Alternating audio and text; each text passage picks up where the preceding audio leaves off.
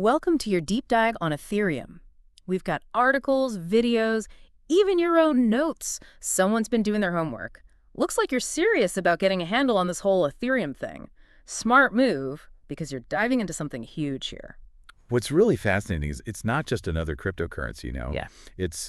Well, imagine a world without banks. Without banks. Okay, now you've got my attention. Yeah, I mean, imagine a world where you don't need banks for loans, for investments, any of that. That's what Ethereum's working towards. It's pretty mind-blowing when you think about it. Hold on. Back up a second. A world without banks. That sounds like something straight out of science fiction. Oh, But before we go full Star Trek on this, let's start with the basics. Your sources mention this guy, Vitalik Buterin. He's the brains behind Ethereum, right? yeah, he's the one. And get this, he was only 19 when he started building it.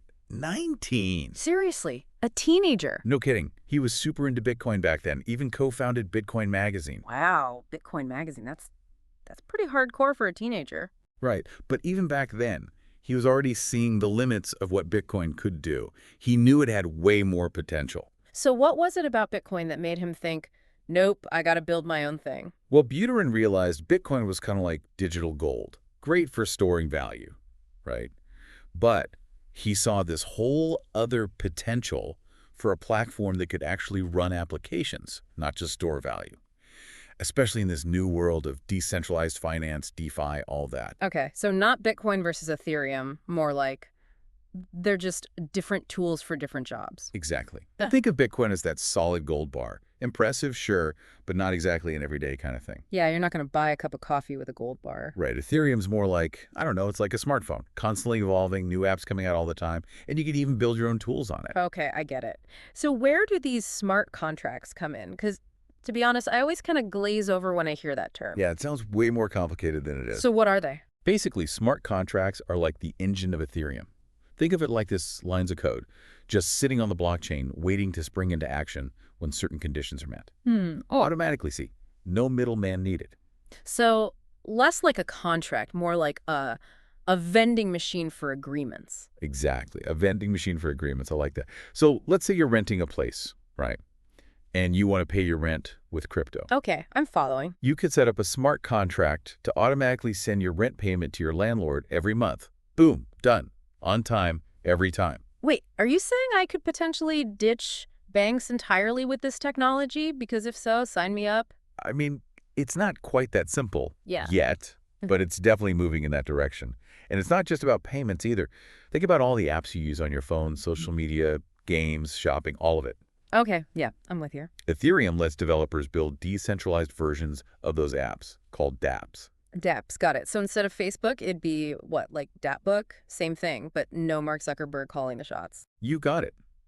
And that's just one example. Imagine a decentralized social media where you control your data, or a version of TikTok where the creators actually get a fair share of the profits. This is blowing my mind a little, I gotta be honest. This all sounds incredibly cool, but I've gotta ask, and maybe I'm just cynical, every time I read about this stuff, it seems like there's a but lurking around the corner. Like, isn't there a cost to all this decentralization? You're right. It's not all sunshine and rainbows, that's for sure. Yeah. There are definitely challenges. As Ethereum has gotten more popular, it's run into some, well, growing pains. Growing pains, huh? Like what? Well, scalability, for one. Scalability, right. Is that kind of like when everyone in the neighborhood tries to stream the big game at the same time and your internet slows to a crawl? Perfect analogy. It's exactly like that. Just like the internet can get jammed up, so can the Ethereum network. More users, more transactions. It's a recipe for slower speeds and higher fees. Which brings us back to those gas fees, right? I gotta be honest, I still don't totally get how those work. Okay, so think of it like this. Every time you hit send on an Ethereum transaction, you're basically putting a little note out to a whole network of computers saying, hey, could someone process this for me? And those computers, they don't work for free. Right. They need a little incentive. And that incentive is the gas fee. It's like tipping the folks who keep the Ethereum network running smoothly. So it's not like, I don't know, some big corporation is just raking it all in. That's actually kind of cool. But what about the whole energy consumption thing? Isn't that a major criticism of these crypto networks? Yeah, that's the other big hurdle for sure. The way Ethereum processes transactions right now, this proof of work system, it eats up a ton of energy. We're talking on par with some small countries. Okay, so we've got scalability issues and sustainability issues. Yeah. No wonder your sources keep mentioning these Ethereum killers. What are they trying to kill exactly? Ethereum's rep, basically. They want that top spot, the go-to platform for all things DeFi, decentralized applications, the whole shebang.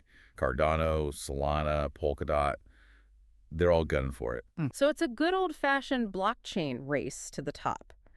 What are these Ethereum killers doing differently? How are they addressing these issues? Well, they all have their own approach. Cardano's big on peer-reviewed research.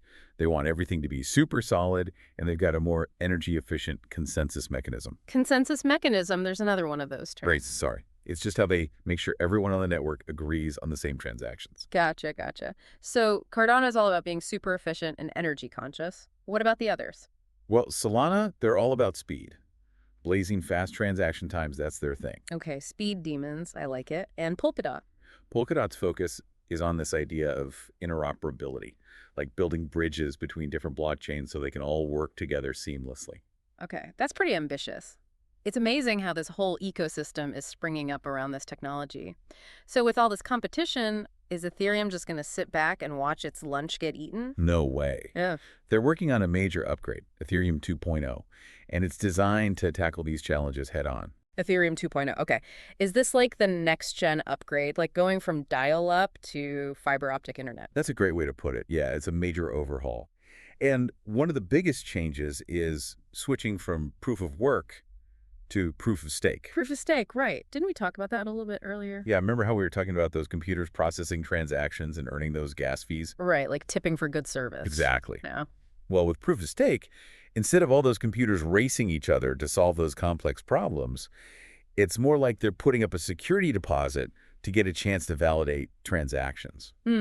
So the more you deposit, the better your chances of being chosen. Exactly. Right. And if you try to game the system, you risk losing your deposit. It's a lot less energy intensive, which is a huge win for the sustainability side of things. Okay, so faster, cheaper, greener. Ethereum 2.0 sounds like a no-brainer, but there's got to be a catch, right? They can't be that easy. Well, you know, they say there are always trade-offs. Yeah. One concern with proof of stake is that it could lead to a more centralized system. Like if a small number of people hold a huge chunk of ether. They could end up with what, like outsized influence? Exactly. And that kind of goes against the whole idea of decentralization, right? So that's one thing people are watching closely. Okay, so there are definitely some valid concerns about how this all plays out, but let's say for argument's sake that Ethereum 2.0 goes smoothly and really takes off the way some people are predicting. What does that world actually look like? Give me the sci-fi version. Get ready for a wild ride.